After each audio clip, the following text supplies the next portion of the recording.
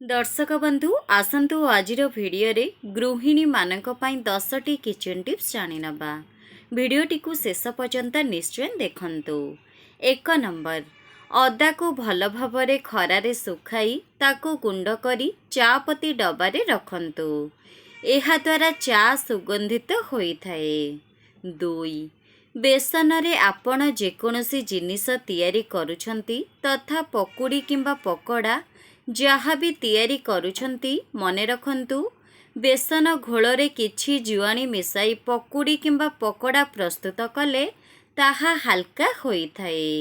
Number 3, जेतेबेले आपण tomato खट्टा किंबा टमाटोरे जेकोनोसी रेसिपी तियारी करूछंती सेथिरे आपण नड़िया कोरा एवं अल्प चीनी मिसांतु।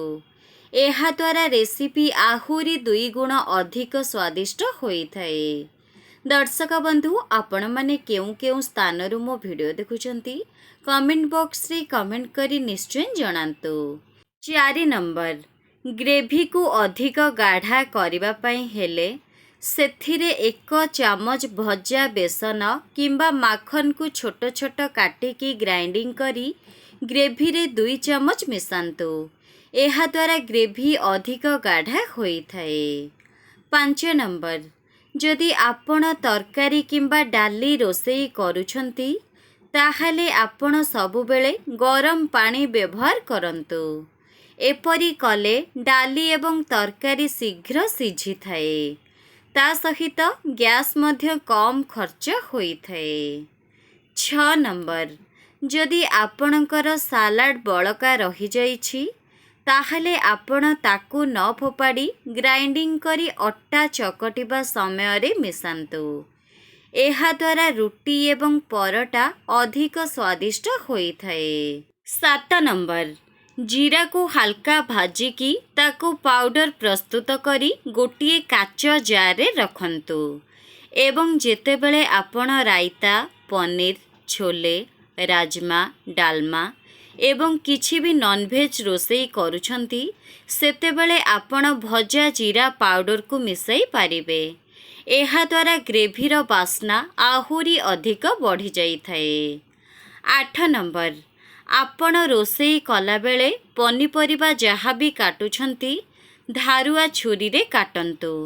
जदि छुरी धार होई न थाए ताहाले छुरी को गरम पानी रे किछि समय रखंतु। एहा द्वारा मध्य छुरी धार होई थाए।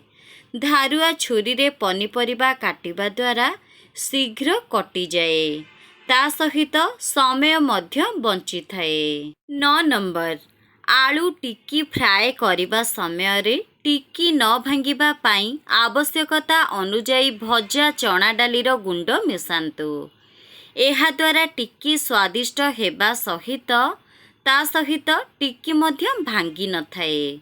10 नंबर, बेसन घोଳରେ 1 चामच आचार मसला मिसाइबा द्वारा पकुड़ी आहुरी अधिक स्वादिष्ट तैयारी होई थाए। दर्शक बंधु एही भिडियोटी जदि आपण मानकु भल लगे कमेंट बॉक्स रे जय जगन्नाथ जय माँ लक्ष्मी अवश्य लिखंतु। देखिबे प्रभु जगन्नाथ आपणकर मंगल करिबे।